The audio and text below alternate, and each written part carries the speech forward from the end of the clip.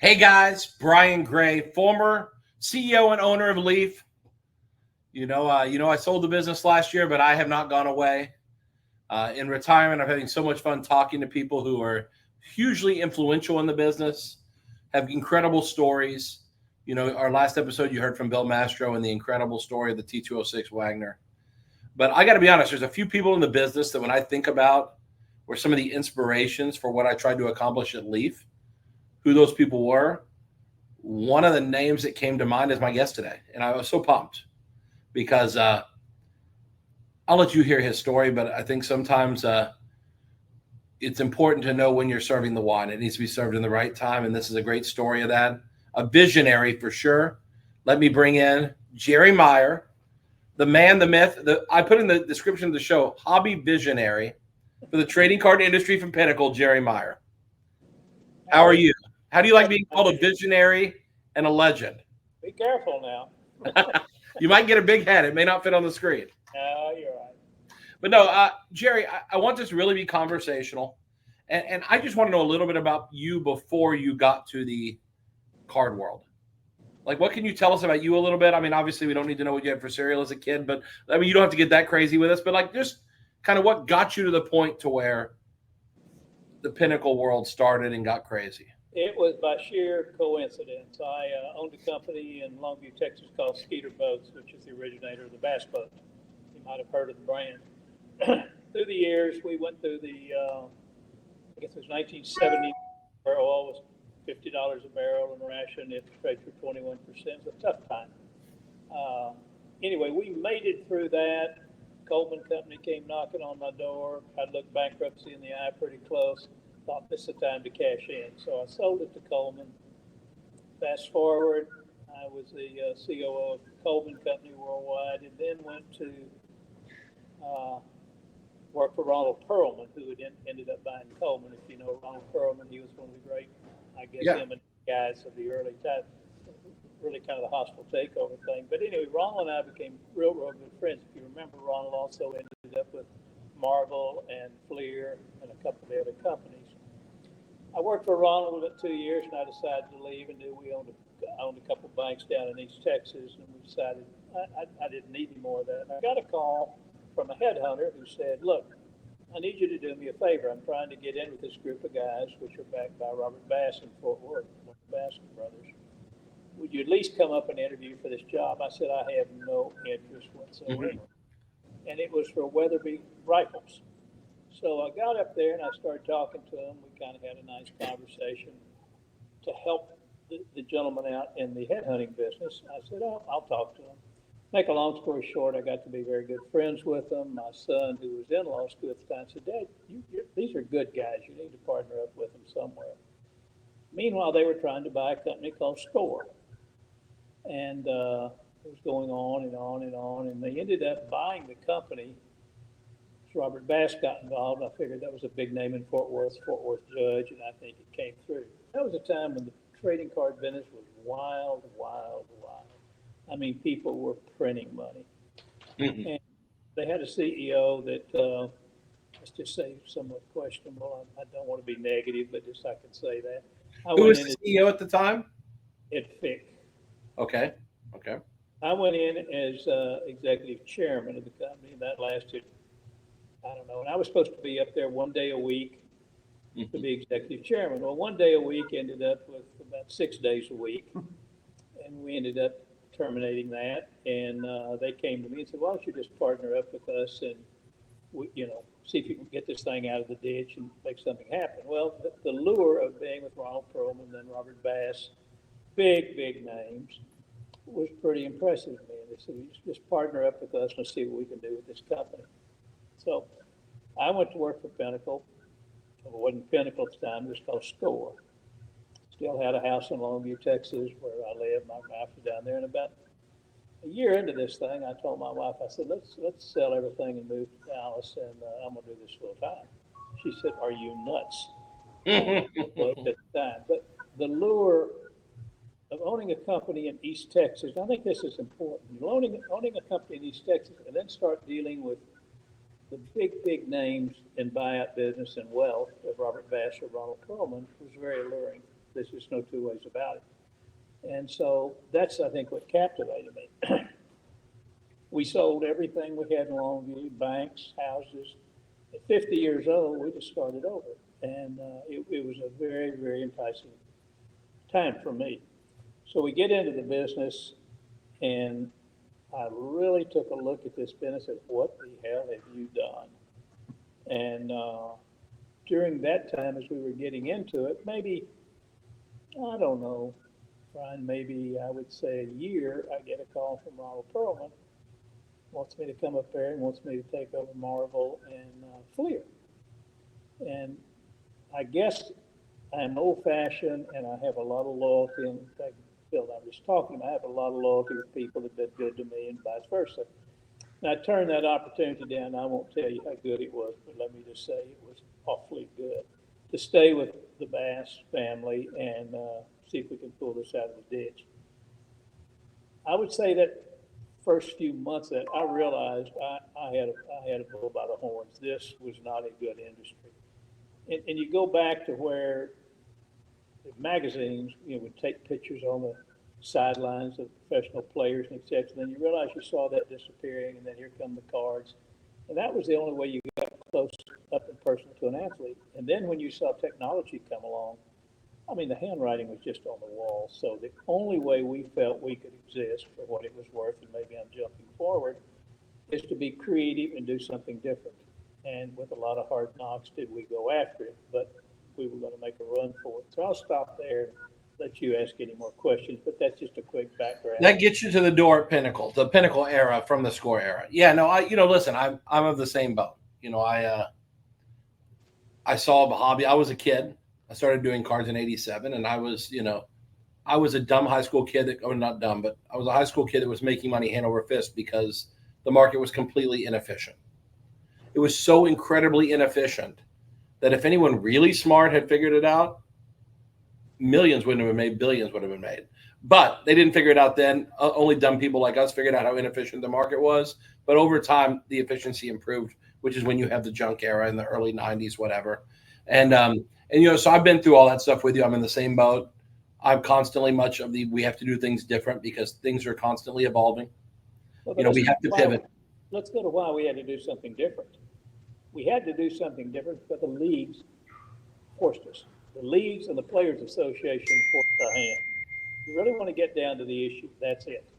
Because they were taking so much, and it was so greedy, that there's no way we could not make a living without screwing the public. And that's really what ended up happening. And it turned it into a lottery. I used to live in fear that the federal government would come down on us for being a lottery, because that's all it was. You were putting random cards in packs and people were searching for them. All because the leagues and the players were so greedy they couldn't see it. I don't know if I said that to you before, but that. Well, no, I think it's a very candid look at it. I think some things have changed because I think the leagues are viewing this category slightly different, even though the money is bigger. I think the leagues are viewing this category different because if you think about it, from my perspective, the way I've rationalized or justified or come to terms with how the hobby works is there's clearly an intrinsic value that predates my existence on Earth. This meant something to people long before me. And I look at my story, and again, being a trading card professional, my story is different than the average kid, but I mean, honestly, it paid for college. I met so many people. I learned to be a business person in my teens. I was running a company that was doing 150 million in sales as a distributor in 2001. So I learned a lot. And I'm so thankful for it. I met incredible people. I did meet Ron Perlman. I met a lot of the players back then, guys who were in the business. One of my topics later will be I want to mention some names of people from the hobby past and get your gut instincts since you're very candid. As you said, you're at an age now, which I think you look great, but you said you're at an age now where you don't buy green bananas. And so what I love about being that, or someone like me or you who sold our businesses and now don't have to answer to anyone, we march by our own beat. We can just be honest and say what we think. And that's why I appreciate what you just said about the leagues. And that's one of my topics for later. It's a little more in depth there. But I think, but isn't that obvious though, that eventually just printing cards every year that just the design changes, but it's the same kind of people and it's all base cards, like that doesn't work. Like eventually you get tired of having milk every week. Like eventually you want something different to drink. You don't want milk every meal, or you don't want Coke every meal. You want something different. And the products really in that era, besides a couple of shiny cards occasionally, before autographs and game use and other things were introduced, I think we had to be creative, right? Or else we would have been stale. And this big thing that we built, which again, we think it's big. We have no idea what big was because we didn't know what now is. The numbers now are just ridiculous. But like, I get it. I know. But were you really resistant to that change? Or did you feel like when Judy Heer calls and says, hey, we have to do this because we need to be able to get our number? And Judy, I mean, she hated me. I mean, she at a couple of conferences, she called me out because I was critical because, back then they gave Topps the rights to use the rookies, but no one else. And I would say, I understood Judy real well. Judy and I were very good friends. She called it like she saw it, though. She did not play around. Well, she either felt you were honest and straight or she didn't. I knew exactly where she stood. And in fact, I'll go fast forward and then come back. But when I decided to close Pinnacle, Judy called me and she said, are you going to stay with it when I was leaving? And I said, absolutely not. And she said, then they just lost the license because I trust you and I don't anybody else. Bang. That's when Pinnacle lost its license. Yeah, no, and I think that's those relationships and trust. That's the thing people don't realize. And these young, like I told you in the pre-interview, I said, kids today who are in this hobby carrying around their briefcases with 50 grams, they don't know what they don't know. And we are so lucky. You're more well-seasoned, I like to say, than I am because of your experiences in life term. But I think both of us can say that these kids really don't know what they don't know. And so I think the value of relationships and just being candid, not being short-term and looking at the deal right in front of you, but thinking 3 steps ahead to the future, like those are lessons these kids have to learn, or they're not getting out of the hobby what I got out of it or what you got out of it as a business. Yeah, that's a philosophical conversation. It could go another way, but yes, I agree with you, Tony. Yes, for sure. And so I think with that being said, Judy, so like people like Judy, they're calling, and again, she didn't like me because I kept fighting the same issue, and I'd have this fight with her every time I saw her. I'd say, why won't you let the other, if Topps is grandfathered in on the rookies, they can use rookies in their products before they go pro, but no one else can. Why can't other companies? Which is in 2008, I started a company called Razor, and I signed half of the first round picks exclusive because Judy wouldn't give in. I spent $3 million, and I signed half of the first round picks exclusive because I was like, if you're not going to let other companies use them, I'm going to sign them and sell them to other. I don't care. I'm going to break this system. And we did break this system. If you go back, and what made Judy Heer Judy Heer? Well, that's a very interesting thought process. I don't know if you've delved into what made it. If you go back, football was probably the basis of that too. The only income coming into the Players Association in football at that time was trading cards. For sure. But the owners decided, well, the way to break that is when the strike was able to break that is just cut off that income stream. And how do you do that? You license about 20 people, which dilutes the whole market. And that was the start of the tumble, in my opinion. When they licensed all those people, and then you put a bunch of ne'er-do-wells running companies, and I don't mean it negatively when I say ne'er-do-wells, but it's kind of like giving a guy a company that has no idea what he's doing. He's not looking for the future of the industry. He's not looking for the future of his company. It's today. And that's what took the trading card people a total different way. I mean, it would have lasted probably another 5 or 6, 8 years more at the rate it was going. If that rally, yeah, no doubt about it. And the whole idea of the trading card business is what? Scarcity. People want in life what they can't have. That's just it. Some combination of scarcity and perceived scarcity. Yes. Because scarcity is a relative term, which we'll talk about that too later. In one case I am, but on the other side, why do you think you put certain cards in certain packs and made them exclusive? Right. Rarity. That's it. But people That's it. Looking for what they can't have. What makes the Honus Wagner card what it is? Go print 5,000 of them and see what happens. Yeah, no, it definitely will not be the same. So the guys call you. So the guys, let's go back a second. The guys call you. They say, listen, we want you in this score thing. You're like, okay, cards are mundane and we're running this thing in the ground, and this business is so convoluted, not just scores business, but the industry is convoluted and messy. There has to be some kind of change. Someone's got to do something different. So how does the transition from score, did Pinnacle buy score, or is Pinnacle a separate entity completely? We created Pinnacle. I realized Score was over distributed. It was in the narrative well column, if you know what I thought, frankly. And so we started Pinnacle to try to uplift the whole industry and say, let's do something different, let's do something creative, and let's do something honest. So we created the name Pinnacle. Then we realized there were so many players. We bought Donruss, and that's why we bought Donruss and Action Pack, which is a NASCAR deal, and we put those together. I think when we closed Pinnacle, we had probably 60% of the market.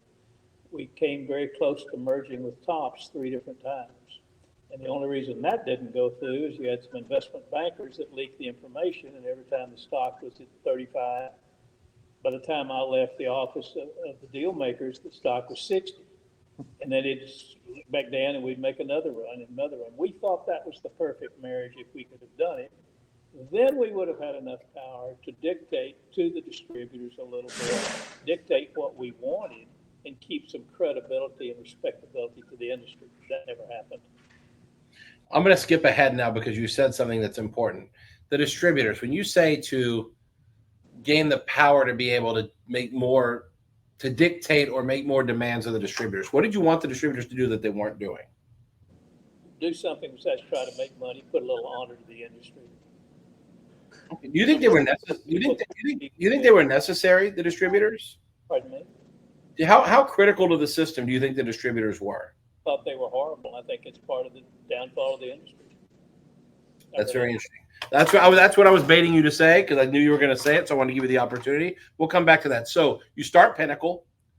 You have no people. So how do you build? We had people. Because Pinnacle was Score. Score is Pinnacle. It's one company. Okay, so it was Score. Okay, so it was essentially Score. It started out as Score. I thought you started something completely different. So you basically took over Score, or it became Pinnacle. One of the two. So you had staff, so you avoided that hurdle. No, you buy Donruss. Is Donruss just a brand, or does it have people then? It had people. We didn't take any of the people. But when we started Pinnacle, I mean, Score had it just was not a professional run company. And we started hiring real good sales executives that knew what they're doing, people from the candy business, which really fit that market. That's where we were going. We hired an awful lot of people out of Hershey's and other companies who were really professional. One of the people we had went on to be the vice chairman of McDonald's. I mean, my COO that I had went to J.P. Morgan and did well. My HR guy went to J.P. Morgan's head of HR. My HR girl, Laurie Goldberg, which you might know, Laurie Goldberg became the PR person for CNN. I mean, we had some top-notch people. That said, we don't need industry people. We need business people. This is interesting, too. I'm making a note of this because this all plays into a later part of the conversation. This is why we have to look at – it's a cautionary – you have to look at the past to kind of see what is in front of you sometimes. We don't see the forest for the trees. And I think a lot of people are looking at what's going on in the hobby right now, and they're not thinking big enough picture. So I'm serving no wine before it's time here, and we're going to hold that for just a minute.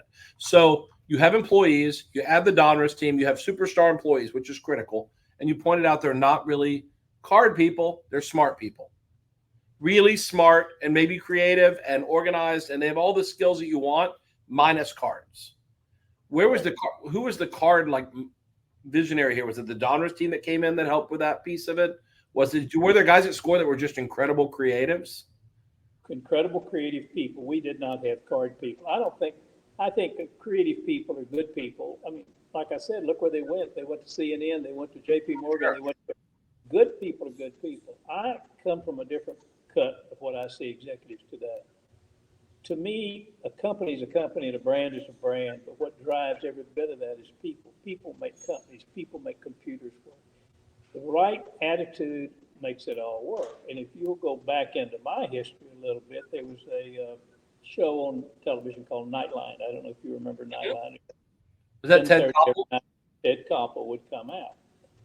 So we had a blurb that was put in from our PR girl in one of I think came out in Time magazine where we had a layoff, but we were in tough times, so we didn't lay off all the people. Somehow they get wind of this and they come down, they want to interview us. This leads somewhere, so just bear with me. Sure, no, I love it. And so when they got here, what they found was this chairman that was probably a little bit arrogant that said, look, I write checks, I don't sign checks. And if you want this company to survive, the only way you're going to do it is you're going to have to do it yourself. I don't give a damn who you are or what you are. You either produce or you don't work here. Very simple. The ABC people were there and said, oh my God, this isn't what we thought. We thought this was a feel-good thing like Lincoln Welding was, where they kept all the people during tough times and funded it. This isn't that. So they go back to the hotel. They're talking about going back to New York, and the ABC people, the guys shooting the film and et cetera, said, God, I'd love to work for somebody like that. I said, why? I said, there's no politics. You either produce or you don't stand. It's very simple. It's very, there's no favoritism. There's no BS. It's all metrics. You either do your job and you do it well, or you're not here. So they went on to make this show on Nightline, and it was a 20-minute segment of Nightline about this company called Pinnacle. What was interesting about that, and that all came from a Christmas meeting that we had, right before Christmas. We called all the employees together. Somebody asked me a question, said, how secure are we? I said, not at all. I said, the way you're going to be secure is if you produce. If you don't produce, look, we're in hard times. The card business is a muck right now. I'll sign the checks, but I'll write the checks, but I'm not the money here. And I'm here just like you. And if you want security and you want to be around, then you will start to produce, because your production will create your security. That's what ABC liked. And what transpired out of that is we had a girl that was the assistant in the legal department. We canned the legal people. She said, I can do everything they're doing. One by one, we had people start producing like you would never believe. And their whole idea was, they said, well, doesn't that make you uncomfortable? The guy said, no, there's no politics here. You either produce or you don't. He said, I now know what I'm capable of. And because I've had to run this gamut, I feel like I can get a job anywhere because I know what my capabilities are. That's the heart of Pinnacle right there, if you want to get down to it. It wasn't some visionary that we're sitting there saying, look at football, or look at baseball, or look at printing, in-house, out there. The whole thing is around people. That's what it is. Well, see, I love that. I think honestly, that's a breath of fresh air, because that is not how it is today, clearly. Not just in cards, but in the world. That's correct. There's so many thick layers of stuff going on that it's very hard sometimes to know where you stand. And at Leaf, this made me somewhat popular and unpopular in the building. I ran it lean and mean forever.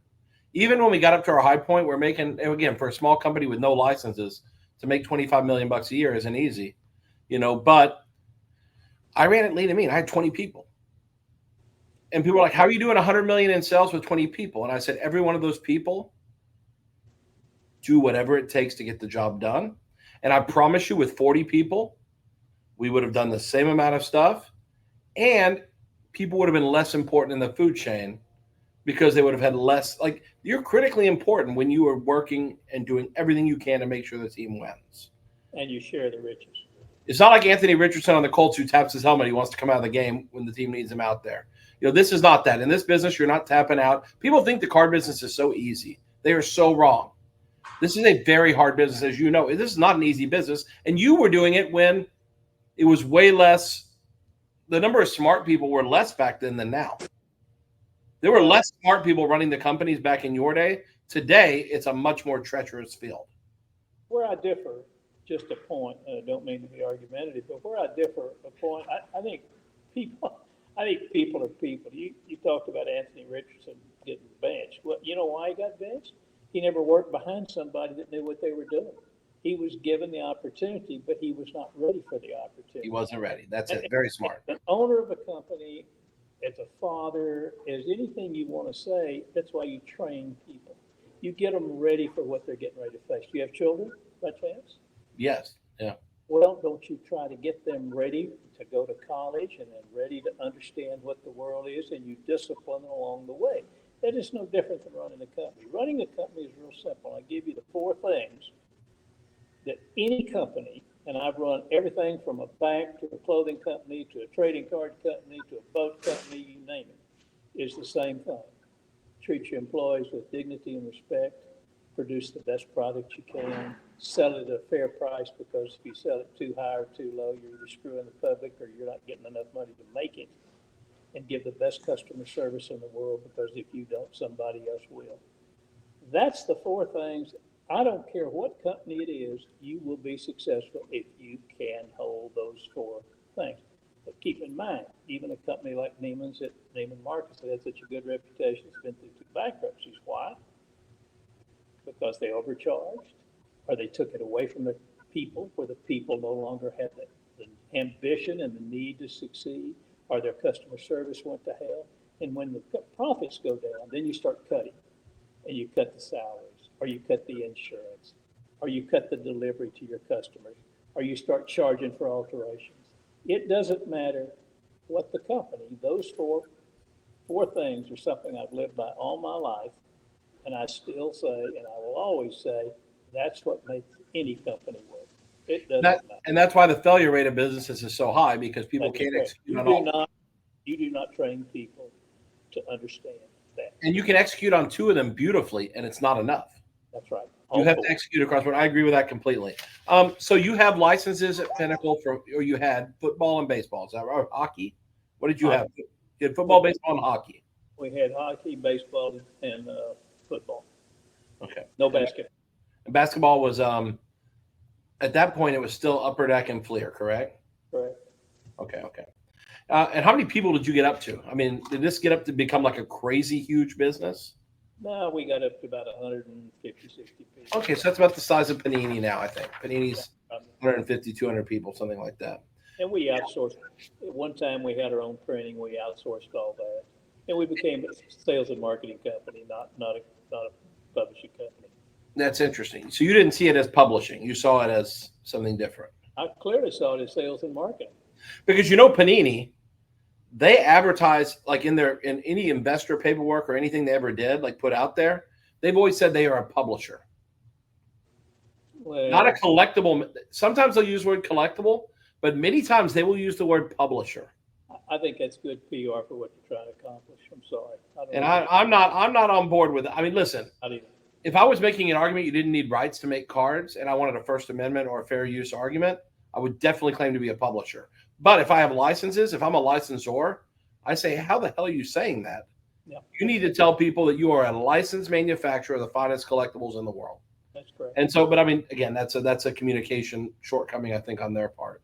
So how big does the business get in terms of, and again, any question you say, Brian, you cross the line, that's fine. But for scope, because I'm going to give you, later on, I'm going to ask you some questions about the hobby today and give you some ideas what's happening behind the scenes and get your thoughts. How big did this business get? Was it a $500 million a year, $200 million a year, $300 million a year revenue business?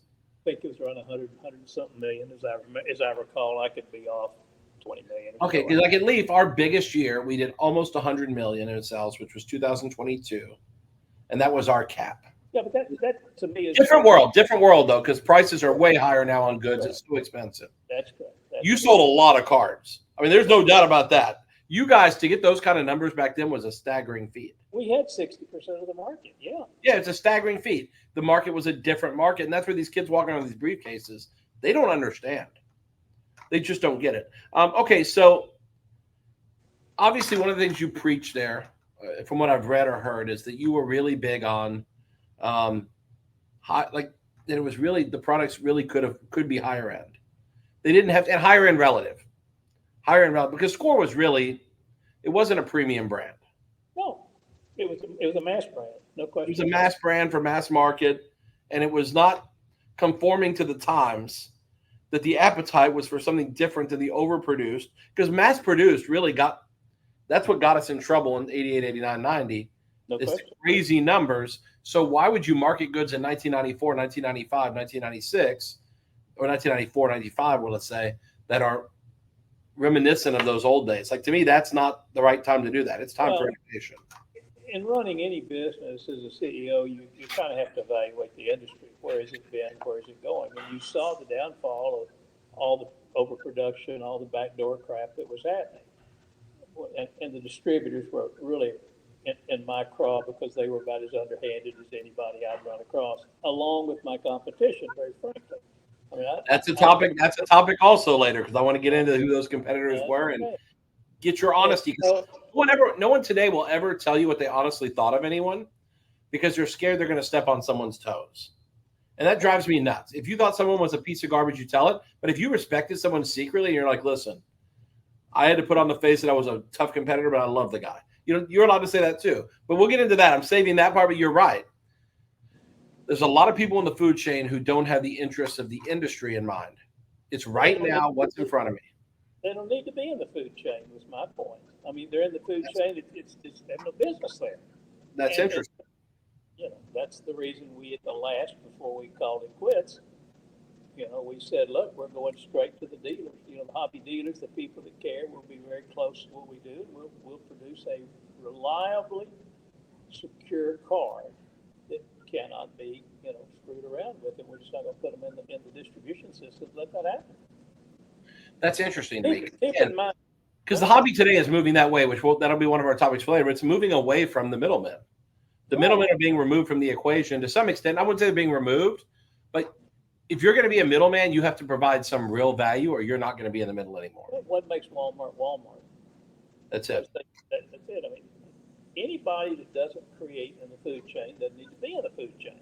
That's it. What business you're talking about? That's very well said, and that's true. And I go back, you have so many people that are still in this business that are hobby enthusiasts that are doing it for all the wrong reasons, in my opinion, instead of trying to run a good, clean business for them and their employees to be respected. That has never been in my knowledge, the card business. Well, that gets harder and harder because, again, when your competition is more jaded, we unfortunately start to resemble the company we keep. And so I think there's an element of that out there, that when everybody is dog eat dog, kill or be killed, you end up becoming a killer whether you were when you started or not. Or you decide, I've had enough, this industry's not going to be reputable, and be part of it. And that is a smart thing to say, and we'll get to your story in a minute, how we got there. So you were starting to preach higher end and think we can take this the next step. Was there someone internally, or were you who behind the scenes is driving we have to take cards up a notch? Because Upper Deck had taken cards up a notch in '89. 90 Leaf was a step up for sure. 91 Stadium Club from Tops was a step up. But again, we hadn't really gotten overly creative. We just made nicer cards. Right. We hadn't really got into like the next. I mean, Upper Deck in 1990 put Reggie autographs in the pack. In 91, Nolan Ryan. So we started making this little baby steps. And then we put our first game jerseys in 1994, 1995 with Upper Deck. But then you kind of you started taking chances like I took at Leaf and started doing things that were like really further out of the box. So you do have a key guy inside who is the card guru, who is driving force behind why are we not cutting up these printing plates we used to make cards to give people a chance to own something that was part of the production process, or whatever it was. Who did you have a key person you relied on? No, there was no key person like that. Go back to what I said earlier. When you get everybody thinking and everybody creating and everybody understanding what your goals are, what you're driving towards, things come out of the woodwork. We put cards in cans, if you remember. That's one of the things we're going to talk about for sure too, because I'll never forget cards in a can. There's no doubt about that. Those were a bitch to open. I got to be honest with you. That one wasn't my favorite. I had some ideas if you ever did it again, which you won't be. Go back to hit the sign at the All-Star games and you win $1 million. You know who did that, don't you? Us. Oh no. That was the first thing that was ever done. It was done when the Rangers had the All-Star game at Texas, and we were responsible for a fan fest, and we came up with that. So these just people that sat around, had an interest, had a love for what they were doing, respectful of each other, and these things came from everybody. So you guys were instrumental. You guys were instrumental in the beginning of Fan Fest? Yes. Oh, see, that's interesting. I did not know that. That's interesting because that's been a great event. I mean, it really has. It's really added to the consumer experience and to the collector and fan. Never mind collector's fan experience. It really added to that. It made these All-Star games a place you can go. Even if you didn't go to the game, there was stuff to do in town that was fascinating, and that was one of the key draws. Yeah, we were a sponsor of that early on. That's really good. That's really good. Okay, so you start to test the higher end. The market likes it most of the time. The numbers have to be getting better and better. I mean, they're getting better because, again, like you pointed out with my situation, it's a lot easier to hit 125 million when you have higher price, more expensive goods, and differentiated goods. That costs you when you're changing an industry or trying to change an industry, you're not making a lot of money. I can assure you, it just doesn't happen. And you make enough to exist, but you're just not taking home big bucks because you're running some change. You're cutting distribution. You're cutting out your printing. You're doing things that bring you income, but you have to do what's best for the industry, for the survival of your company, to be a leader in an industry. And that's the approach I took. Right or wrong, I'll stand for criticism or fame. It doesn't make any difference. The one thing we did is we had a great reputation of never, ever being dishonest in any way, shape, or form. No cards ever leaked out. We never gave cards out. We never favored the leagues with personal things, which I know way too much about all that. Oh, I do too. Unfortunately, one of the guys that was at baseball actually got fired, and I felt bad, but I could not tell. I whistle blew to Howard at baseball that one of the guys was not only getting they were getting the 4 cases of every product the league got, and they were selling it for themselves, and then they were getting other stuff. And I just called Howard and I just said, listen, I'm just going to whistle blow because this can't happen. It's not right. I don't care. You can't do that. It's been happening a long time. Oh yeah, it becomes culture. It becomes the culture, like it becomes the norm, and it's not healthy. It's not healthy, and this is the problem when you have leaders that do train their employees the wrong way instead of the right way. They become a new generation of the people we don't need in the industry generally, that we have too many of already. There's one competitor I know had a key to the NFL offices. Really? Yeah. That's right. We're going to talk about competitors in 2 seconds. So hold that thought. We're not going to go there anymore. Oh, we're not going to talk about the key? Dang it. Okay. I didn't know about the key, so I'm not missing much. You just teased me. I'm going to go home tonight and sleep and dream about who the key holder was. So last thing, when you figure out you want to go higher end, how do you decide how much higher end to go? Because as you know, or may not know now, cards can be nosebleed expensive. When there are boxes of cards, one box it's $8,000 or $10,000, $15,000 for one box. A box with 7 cards can be $8,000 or $10,000. Now, my products weren't that expensive, but my products were $200 or $300 for 3 cards. So, like, that are all autographed and game used or whatever they are. But, like, obviously, when you're trying something different, you're throwing stuff against the wall and hoping it sticks, and not just hoping, but because you're educated, you think it has a better chance of sticking because you understand the dynamics of sticking. How do you decide what's high enough end? Or how do you decide, like, okay, we're going to cut up the printing plates and put them in? Or, let's push the envelope further and do this. Like, but you didn't do crazy stuff. Like, you didn't do stuff that was like, oh my God, they really did. Like, it was like on the edge of like people going nuts. Like, I did some things that people literally, like, I got hate emails and stuff for things I did because I did things like I pushed the envelope. I mean, I did cut signature cards of people that like had never been on a card because they're infamous. But I'm like, it's history. Well, to act like Saddam Hussein didn't exist, rather than put him on a cut signature card. I mean, I don't understand. He's a person in history. I think it's relevant. I think it's important. But I got hate mail over it. I got hate mail over other names that were like dicey. That people were like, how can you glorify? Let me ask this question: are you trying to help the industry or make money?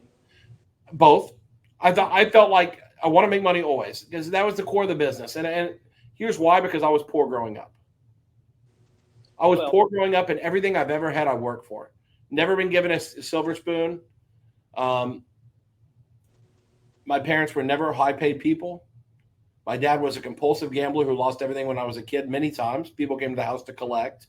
So I saw, and he was abusive to my mom. I mean, I saw the worst of the worst, and I knew poverty. We'd buy the hamburger the day before it expired because then we could make it last another week. That's what my family was. I wore Tough Skins jeans. We couldn't afford Levi's or Lee's. I had to wear Tough Skins, the green ones, to school when I was. So I was one of these kids. I grew up with nothing. So I think sometimes when you grow up with nothing, your reliance on money and security becomes exacerbated. And as a retired person now that has money, it was so overrated, it's ridiculous. And maybe it's easy to say when you're rich and you're older, but like I put too much emphasis on money. But at the same time, the reason I did, like I signed O.J. Simpson to be in our trading card sets after what he did when he got out. The money went to the Goldman family, but we signed O.J. Simpson on cards because he was a football player who had no autographs. And I felt like I think he had a signature rookies card one time, but I was like, the market be allowed to decide what they want to buy. And if you vote no and his stuff doesn't sell, then I'll never do it again. If you vote yes, then we'll probably include him again. But I feel like for me to be the censor of people's wants, desires, what they want to collect, I don't think that's my job either. I think newspapers can't report one side. You put it out there. If people want to buy it, they will. If they don't, they don't. If they want WNBA, they'll buy it. If they don't want WNBA, they won't. You want to make volleyball cards, whatever you want to make, they'll either buy it or they won't.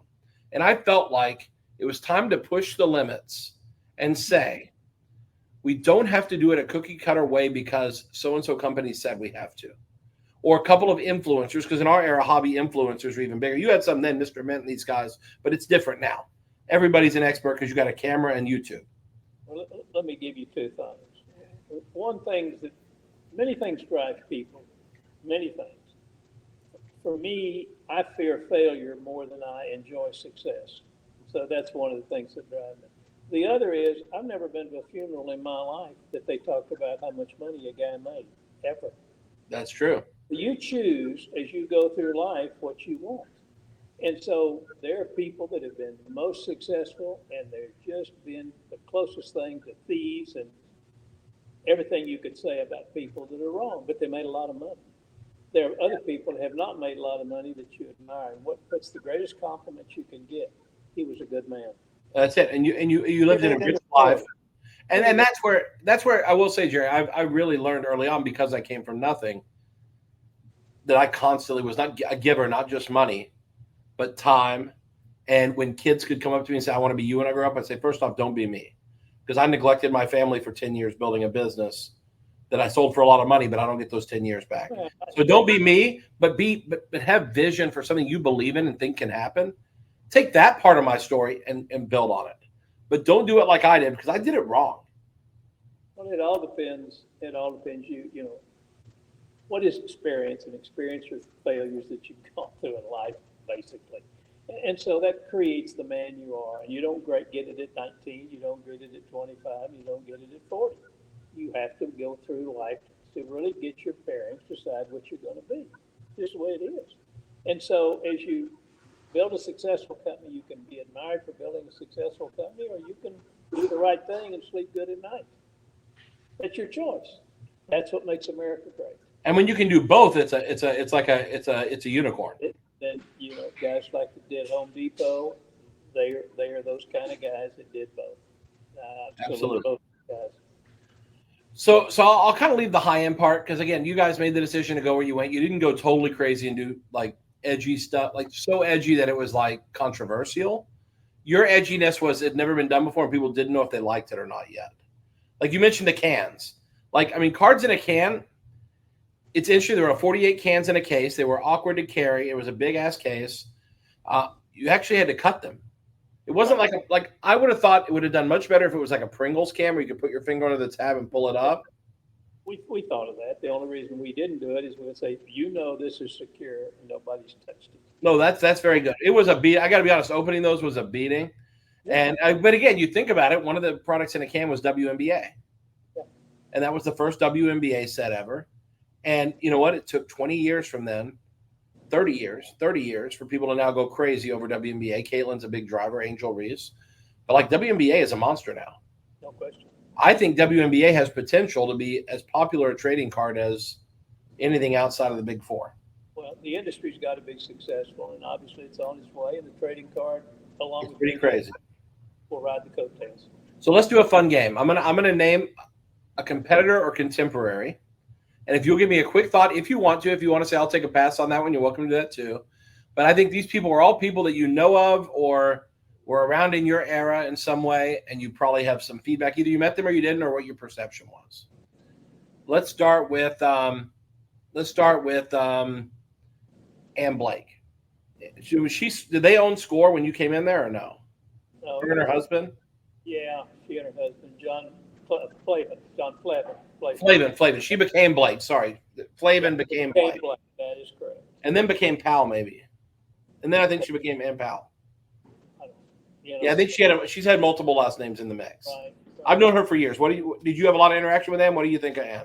No, we had very little because that was going through the divorce and the store was sold because of that. And you understand they only own the distribution part of the store. The creativity was done by Dan Shedrick and group up in Westport, Connecticut. No, okay, that's interesting. Good person. And we put that together. That was one of the things we did, trying to put together. We had to control both. There's no question. But overall, I mean, I never heard bad things about her. I always heard good things about Ann. Eccentric. I put that to you. Eccentric. She definitely had some wild ideas, and she took some chances that were not good ones. Right. In a future podcast, I'm going to talk about my offer to buy Donruss that was as close to you merging with Topps. It was almost the same. And if I had the whole hobby, it'd be different. It's kind of interesting. What about the guys over at Topps? I mean, I don't remember who was running Topps back then. Did you have good interactions with them? Did you feel like you were? I had okay interactions. I'll tell you how we view Topps. We view Topps as a company that had a lot of history, that had reputation, and those guys were riding on their reputation. I didn't find them creative. I didn't find them good guys or bad guys. They were just like zombies to me. They were meaningless to me. I'm sure there were people in there, and I don't mean to be derogatory, but we just didn't view them as major competitors. It was a different organization than we know today for sure, because I think back then there probably was some complacency. Because when you have this brand and this history and this heritage, you can almost mail it in. They had the pull with the licenses, all the licensing guys, the leagues. That's where the pull. I mean, they knew Topps have been around. They're going to take care of Topps. For sure. We're cutting for the scraps, man. What about Richard McWilliam over at Upper Deck? I think a scoundrel would be, or rascal maybe would be the best word I could describe it. I like Richard. Richard and I got along very good. He was just a scoundrel. Personally, he was entertaining. He's funny.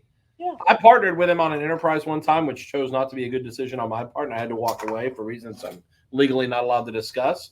But I had to walk away from it because I couldn't deal with it. Well, I just put it this way. Upper Deck's always lived on the edge.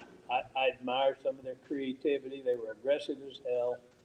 I never had a crossword with them. I just didn't respect them. I get that. I was friendly with Richard, and what's funny is the people there didn't invite me to the funeral. And so when I said, hey, I was partners with Richard, you know this, I was in the Upper Deck offices every other week for a year in Carlsbad. And they said, oh, we're keeping it very tight. And I'm like, okay. Couldn't believe it. That's kind of a different story. What about the guys over at Fleer? Was that the Grass family? Like at the end of during your Pinnacle era, or was it? No, it's a guy named Jeff Kaplan was running it. Kaplan, okay. I got there. Ronald Perlman had owned it. And Jeff Kaplan was an investment banker at Merrill Lynch. Good guy, straight shooter, honest.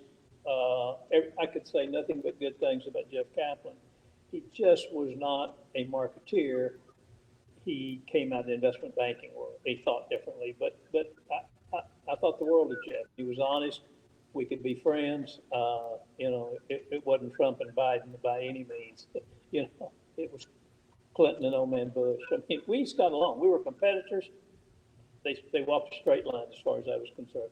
Never had a complaint with them. Well, I know you respect Judy Heer because she is what she is. You don't have to like her message, but you had to know that she was firm in what she meant. She would stand by what she said, and if she didn't like something, she'd tell you. But if she did like something, she might tell you, and that was pretty good. Everything about Judy was okay with me. Yeah, I'm not on her fan. She doesn't love me, but I have no problem with her. I like honesty. I'd rather just someone tell me how it is. Tell me you hate me. That's fine. Yeah. She was good. Who was at football back then? Oh God, I don't remember. The people. Let's just say the people at football. Did you find them to be easy to work with? I knew the Players Association role. Doug and Pat Allen were running it. At that time, but I mean, the leagues were pretty good generally, right? Ted Saskin over at hockey. Were these guys? Ted Saskin was very interesting. I knew Ted very, very well. And Ted's theory was, hey, look, I'm going to be very cooperative with the owners because every 5 years we're going to strike and they're going to pay us more. And it was just very honest about it. He was tough as hell. I liked him. I knew where he came. He always sat in the right corner, and I knew where he was. And once you know how somebody's going to react, they're not too bad. So, yeah, I had high regard for him. I didn't have high regard for anybody in the NFL, to be very frank with you. Okay, so let's shift gears. What did you do? What do you think you did well at Pinnacle, and what are you most proud of at your Pinnacle time? Like, if you could nutshell it, What did you do best, and what were you most proud of? And it may be the same, maybe different. I think we did the best things we did were creative things. I think we did creative things, and we did it with class and honesty. That's where we were. The things that we didn't do when we were in a field of piranhas, and we didn't try to be one, and that was probably a mistake for success. You keep in mind or know that when we closed the doors at Pinnacle, that was by our choice, not the bank's choice. The Robert Bass group offered to put another $20, $30 million in the business to keep going. I said, you're wasting your money. It's all you're doing. We're not going to go anywhere with this business. It is totally outdated by technology. And it was. And then it became a different industry completely after we closed. I don't know whether it's 5, 10 years, 15 years later, it became a different industry. That's interesting. What do you think you failed at? I mean, you just said one of the issues is you didn't really try to become this mass behemoth.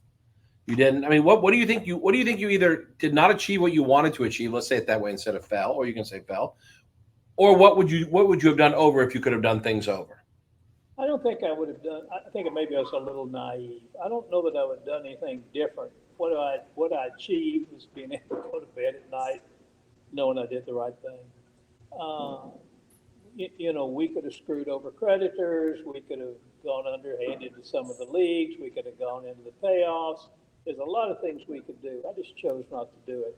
I'm not a goody two-shoes by any means. I'm aggressive in business. But what we drove creativity. And I think we were at the leading edge of creativity. I really do. I think that's great. That's great. So you come in. Keep in mind, we started with nothing. I mean, we had. Same as me. When I started, I had literally 4 employees when I started Leaf in 2010. So, to even exist in the world, I guess, was somewhat successful. But that is. To say call it quits because we just didn't see the future of the industry and making a lot of money the way we wanted to, it was just the right thing to do. I did train a lot of good employees. Every one of them went out to make better than they had with us. And that's what you hope. It's like your kids. You hope you send them out and they become something where you're like, she did it. He did it, and you're proud, like a dad almost. You're proud your kids have grown into like real grown-ups that are really doing great things. I mean, for my PR girl to go to be the head CNN is a pretty big deal. That's a really big deal. Brothers Discovery right now still. Isn't that crazy? Yeah. So, I mean, when you see those success stories, you feel like, hey, that's good. I like this. So you come in one day, as you just told me, and you say, okay, guys, it's time. We can go through the song and dance for 2 or 3 years. We kind of like are going to keep pushing. But inevitably, in order to do that, you probably would have had to compromise the purity with which you wanted to do business, or the clean hands that you wanted. Again, were we all perfectly clean? Absolutely not. But the cleanliness of your hands that you had, I think you had to know that for you to stay in business a few more years, you might have had to sacrifice some of your virtues in order to do that in a way that would have put you in the best competitive light. I totally agree with that. And, when you're looking at a business and you evaluate a business, and God knows I've bought enough and sold enough businesses, as you said, you look at your debt, you look at your income, and you say, okay, I can make it, but can I grow it? Can I do the right thing? And I don't mean right is righteous. I mean, can we build it the right way? Do we have enough marketing dollars to get where we want without going further into debt? Or is this just trying to save a job and not look down the road and say, this is a dead-end road. We might fight 10 years, or we might fight 2 years. There's no reason to keep this up. So I sold a business not too long ago, about 12 years ago. I was there looking. I said, look, we had the best product. Walmart was giving us all kinds of accolades and great things that we did. And I realized we didn't have enough money long-term to compete with Wrangler and some of the big boys. We were in the clothing. And I said, sell it. So I went over to Dickies. I sold it to Philip Williamson at Dickies, and away we went. I could have run it another 10 years. But all I was doing was keeping a job. And the employees, again, got with a bigger company. They either could survive or not. But that's what I did. Pardon me. You're good. And see, that's what we did too. It's for me, I looked at it and said, we've reached these numbers that are staggering. For me, anyway.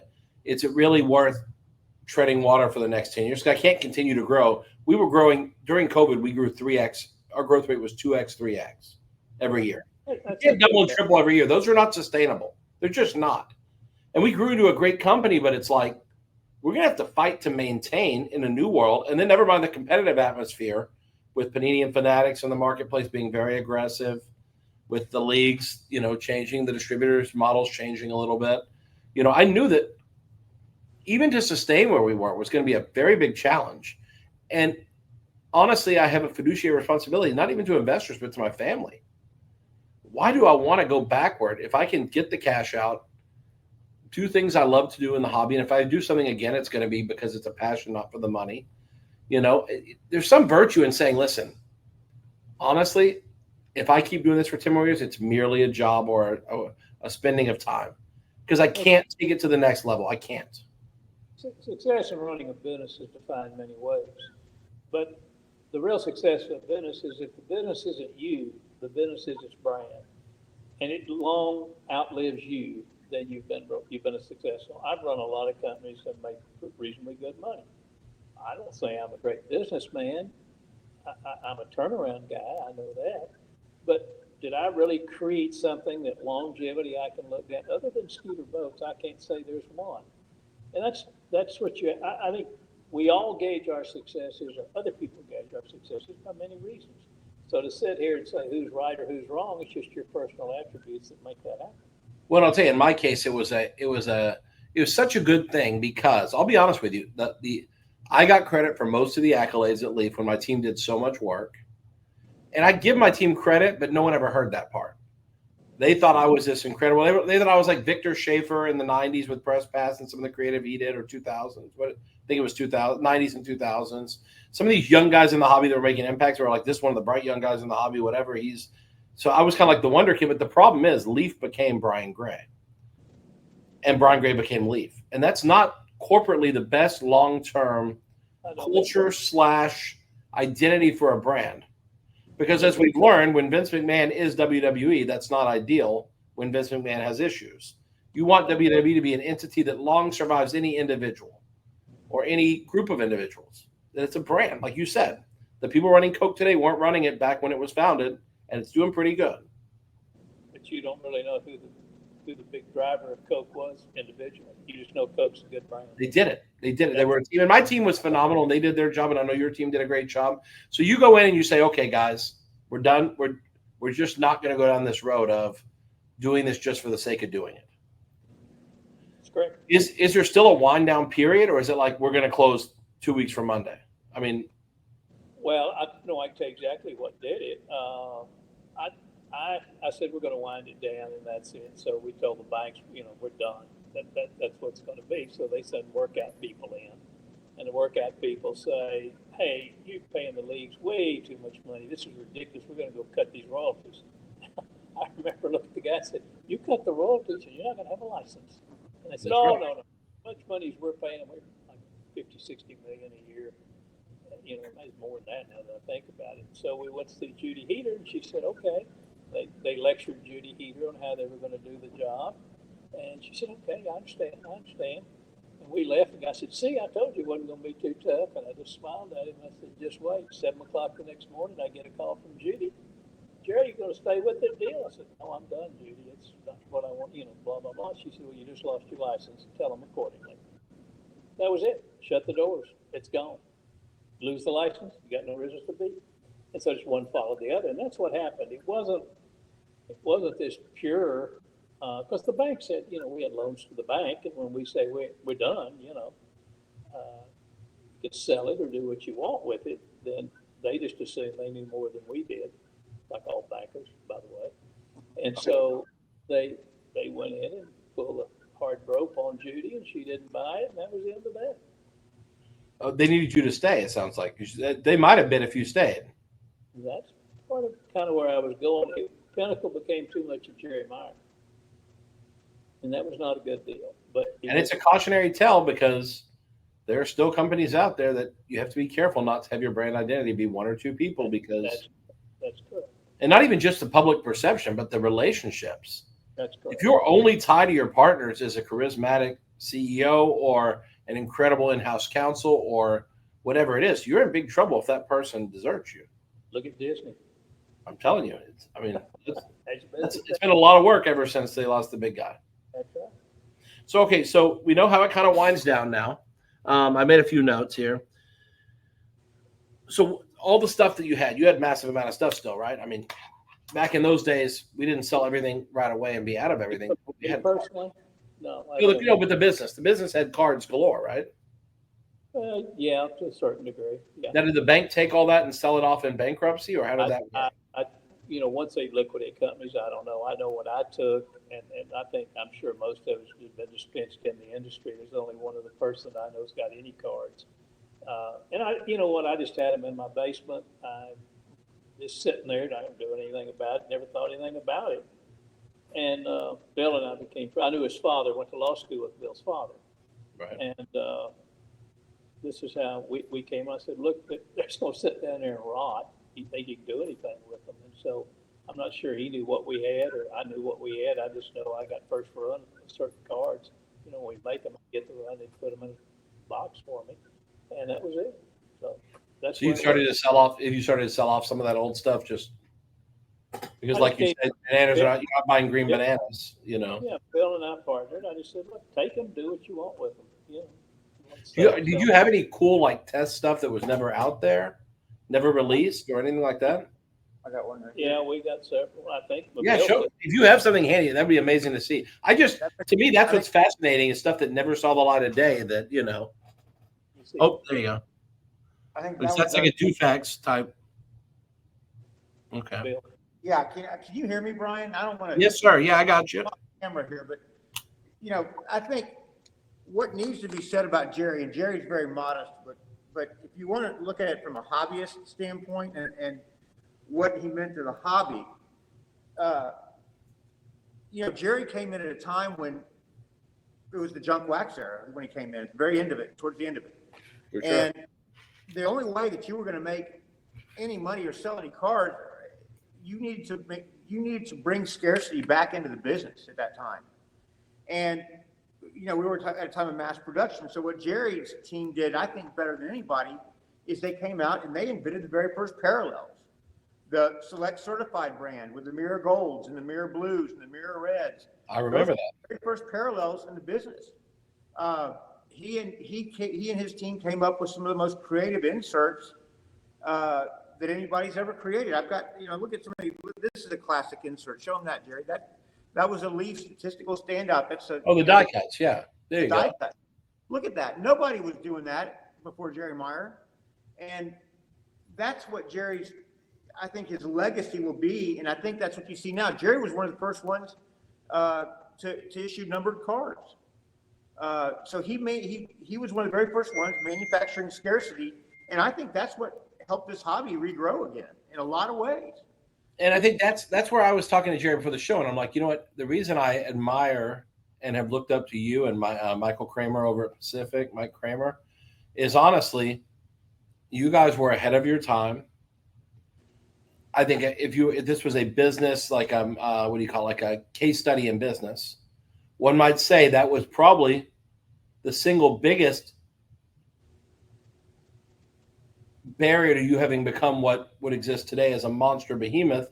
It's just that you were too early. That's right. Yeah. I made cards of NIL college athletes the minute it was legalized, but it was 2 years before the market was ready for it. So those first products were disastrously bad. People dumped them. Now they realize that what I made was brilliant, and now everybody's doing it because they've realized that I was just too early. They didn't appreciate it. Maybe we'll see a comeback of cards in cans someday because they'll realize that it was just too early. But that's the thing. I think your timing is just people just weren't ready for it. Brian, I have a friend. His daughter called and said, "Dad, I've got to declare my major in college. What should it be?" Very good businessman, by the way. And he said, "Timing." She said, "What?" She said, "Timing. Life is timing. Good things and bad things happen depending on the timing you put them on." And then really you get to it. A lot of it maybe is fate, but it's timing. Time too early. You get to the market too early. So many things were created by getting to the market too early or coming too late. And so timing is everything in any business. And my goal was always to be a little late so I could draft off of the hard work of others and get out a little early before everybody runs for the exit. from the business standpoint. The creative in me wanted to be completely the opposite. I wanted to create and then go down with my ship. And it's a very hard, like you talked earlier about what's important to us. That's a hard distinction to make when you want to be the captain of the ship that builds it and you want to sink with the Titanic, or do you want to be the guy who got on at the last second because it was discount fare, but got the only life jacket off the boat because he was quick to jump? That's what's hard. You know what they say in business school, second fast is the first place where you want to be. That's Pioneers have arrows in their back for a reason. Yeah, and I always believed, and that's why a lot of what I did that was innovative was taking things other people did and enhancing them or making them better, because I had the vision of hindsight to see the faux pas and the improvement points other people made in some cases. In other cases, I threw my hat in the ring just because wild creatives, that's what we do. There's not much left. I only have a couple more things for you because I know I've kept you longer than you probably planned on. That's okay. The industry today, like, what do you know about the size of the industry? I mean, you don't keep up day to day, but like, you have an idea how big these companies are today or how big the revenue is in the industry or any of those things? Frankly, no. One thing I guess maybe more too philosophical, everything I've been telling you, but, past is past. I don't live in the past. I put it to bed. I enjoyed it. I did what I could do. It is what it is. And so that's the reason I never paid any attention to cards. I'm seeing, a couple of cases of cards is all we had. And I gave him to talk to Bill, and I said, let's just put them out there and see what we can do with them. But I said, I don't have any regrets. I don't have any bad thoughts about it. I learned a lot from it. I continue to learn. And that's the way I look at life. So I don't mean to be philosophical with you, but. No, I love it. No, I love that. And again, honestly, looking in hindsight is one of the things that, as a creative or a visionary or whatever, a pioneer, it's kind of hard to look in hindsight because you're spending time on something that's it's an appreciated asset. You're spending time on something that's not critical timing wise. Timing is everything. You want to live in the past, you want to live in the now. Well, and you learn, as I said earlier, you learn from every experience. And so you can treasure it or not. It just depends on what you did the best you could. You don't look back with regrets, and it is what it is. I'm not a card junkie. One thing I did get out of this business, I used to have a wonderful admiration for sports figures. And what I now know, unequivocally, it's all about the money. A damn thing to do with camaraderie. That's it. It's all about the money. And I've met a handful of guys that are amazing, but most of the time they're amazing to me because I spent a lot of money with them. I give you one example, and then just because it's history. We were doing Fan Fest in Cleveland, and I called a guy we paid $600,000 a year to for endorsements. And I said, hey, ABC, Good Morning America wants to put us on the show. Can you be at the deal at 8 o'clock in the morning? Very famous figure, by the way. He said, so I don't get up at 8 in the morning. I said, well, I understand that, but we're paying you $600,000 a year. That's a lot of money back then. Oh, hell yeah. It's a lot of money now. And he said, you didn't hear me. I don't get up at 8 o'clock in the morning for anybody. Click. That's what I learned real quick. This is all about the money. And as we dealt with all the players and all the stuff, it was all about the money. That's the sad part of this whole collecting business to me with the players. It's about the money. For the players, I think so. And again, part of it is when you throw money at people. And the association. You become like those you hang around with. And if it's people throwing money at you, that becomes the focus. Yeah. So today, just to give you, and even though you didn't ask for it, I would say that the biggest company in the business right now is selling way over $1 billion a year in sales of sports cards. Yeah, I would agree. Last year, there were probably 2 companies that sold $1 billion in sports cards in 1 year. My company was unlicensed. We had no licenses. We just made player license cards, like by the individual players, with all the limitations of GLAs and all that. And we still did almost 100 million. So Upper Deck probably did 150, 200 million, even with their decrepit state, in terms of losing licenses, not in terms of like as a company, but having lost basketball, football, baseball, and only making hockey and marble. It's like, those are pretty big numbers because you're talking about now, like that's considered a micro business in the industry, 100 million, like what I did. You did more than that, but you were like the big fish in the pond back then. Is this something that we could have foreseen at all? Or is this just like the unicorn, like the incredible event? Looking back on it, I think you could foresee it. you just thought about it, because it was all about greed.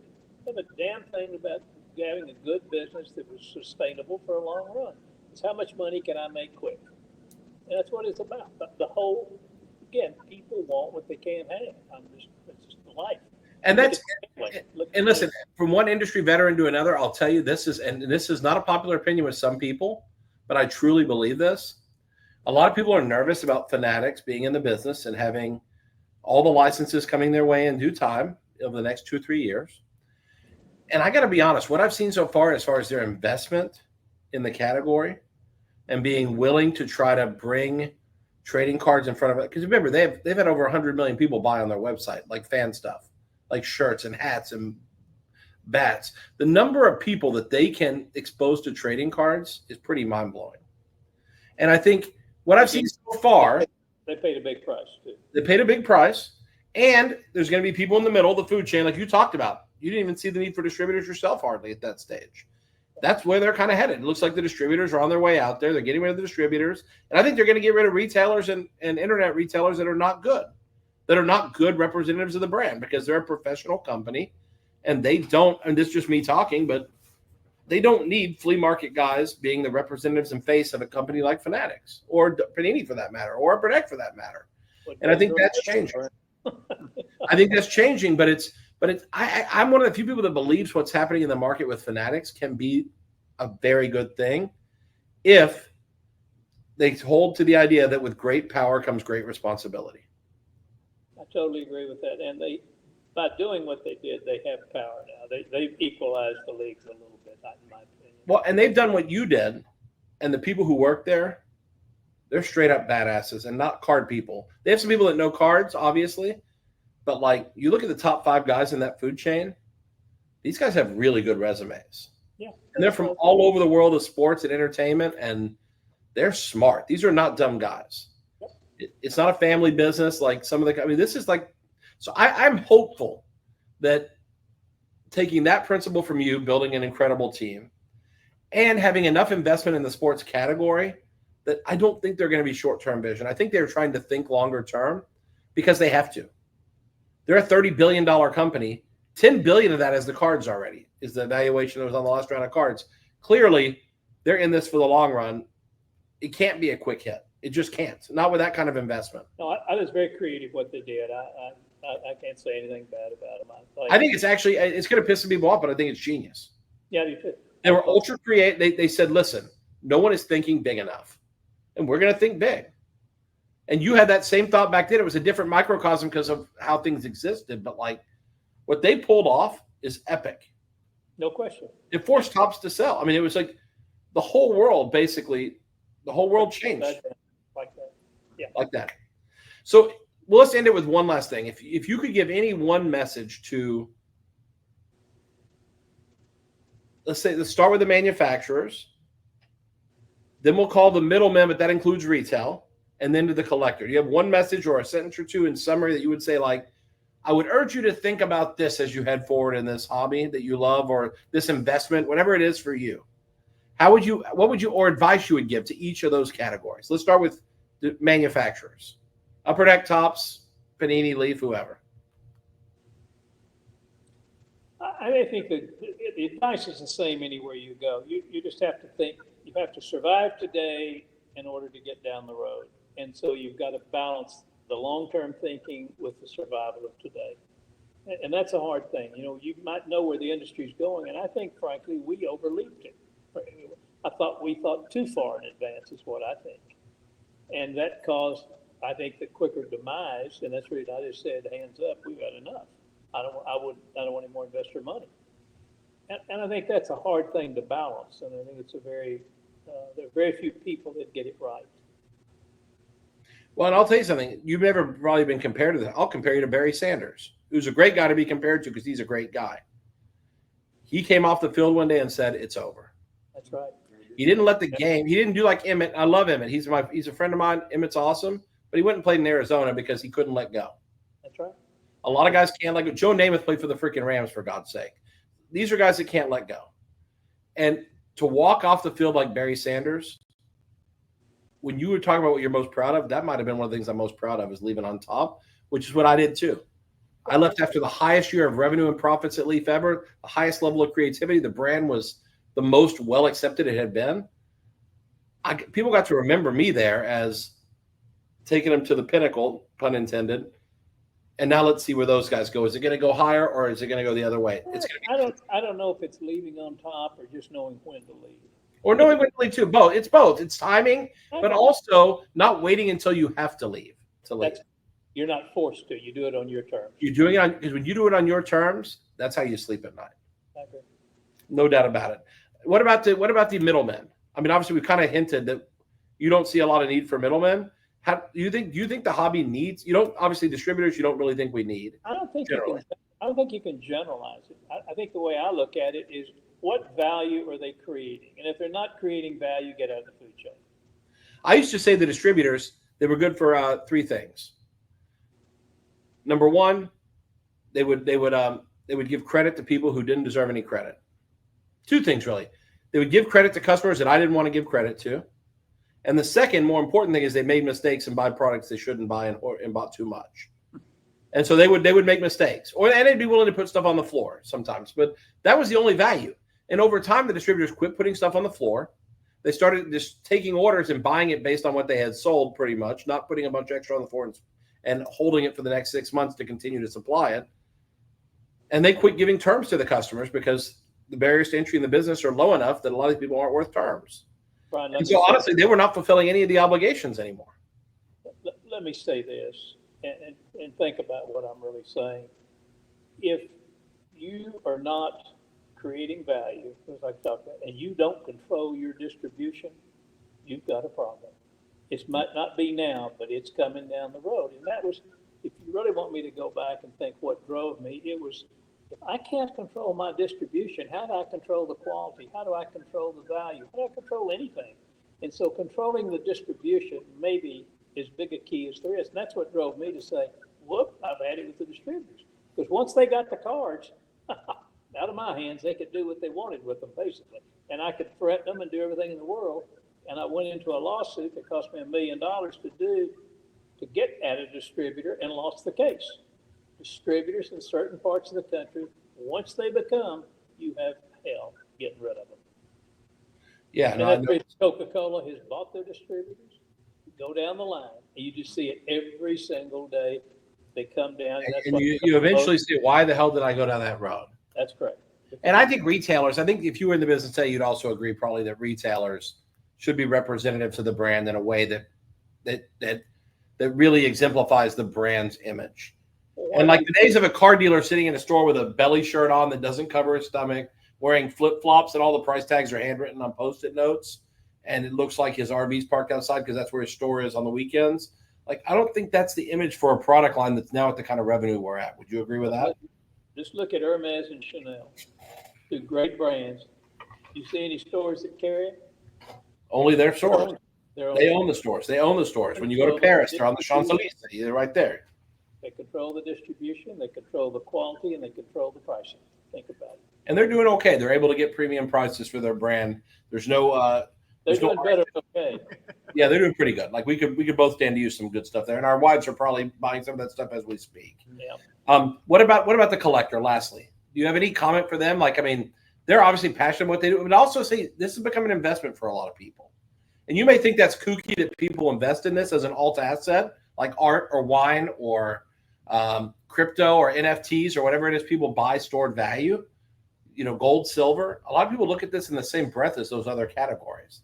I think all collecting is that way. You've got collectors that do it because they love it. And you've got other collectors that will not buy anything that they don't think is going up in value. Just what you want to be. The real love of art. I've never bought a piece of art in my life that I didn't like. There's a lot of art out there that I can make money off of, but if I don't like it, I don't want to look at it. And so there's two types of collectors: those that want to make money and let it grow, and there's that say, "Well, I'll enjoy it. I'll make money while I'm enjoying it." It's just what float your boat. I think that's great. That's great, Jerry. I got to be honest. Again, I'll say it one more time, just because I can't say it enough. Thank you, and I thank you for what you did here. Because again, I've had an amazing life and a career, and it was because of people like you that paved the way. And that people say that very cliche, like all the people that paved the way. It's like thanking God after a football game. They probably do thank God, but was that really the first thing they thought when they came off the field, or were they counting dollars for their next endorsement? Or thank God I won MVP. For me, really, I don't forget all the people that paved the way. And there's good, bad, and ugly. People with bad reputations but did some good things. A lot of people paved stones, and we don't know who paved the way with stones, but we do see there's a road. And it works pretty good despite the fact that we had flawed people who were not engineers and experts building some of the pieces of that road. We turned out good. So I'm thankful you were part of that. It takes good and bad. I'm thankful you were part of that, and please have Bill hit me up if you want to sell some of your stuff because I love buying stuff. But thank you, sir. Hey, a pleasure. Thanks for joining me. And again, I hope you're not a stranger. And I'm going to tell you, you look great. You sound great. Let's live dangerously. Go buy some green bananas. What do you say? You bet. Jerry, thanks so much for joining me. Thank you, guys. Thank you, Brian. Okay. Guys, that was Jerry Meyer, Pinnacle CEO, visionary. Hopefully got something out of that. Definitely wanted to just let him talk because I think he's pretty wise. He's a smart business guy. He's been around. This guy had experience. He grew a huge business. But it's interesting to me that when we look back, we hear the size of businesses back then were different than they are today. But I think it's important we look back at our hobby heritage, see what, don't forget the past. You don't have to live in the past, but you learn from the past. Listen to this guy. He's not a dumb guy. He's very smart. He knows what he's talking about. And there's a reason why he was able to scale up a business really nicely and could bury Sanders and walk away in due time. Guys, thank you so much. Appreciate it. I got another one coming soon that's going to blow your mind. Catch you then. Be good, guys.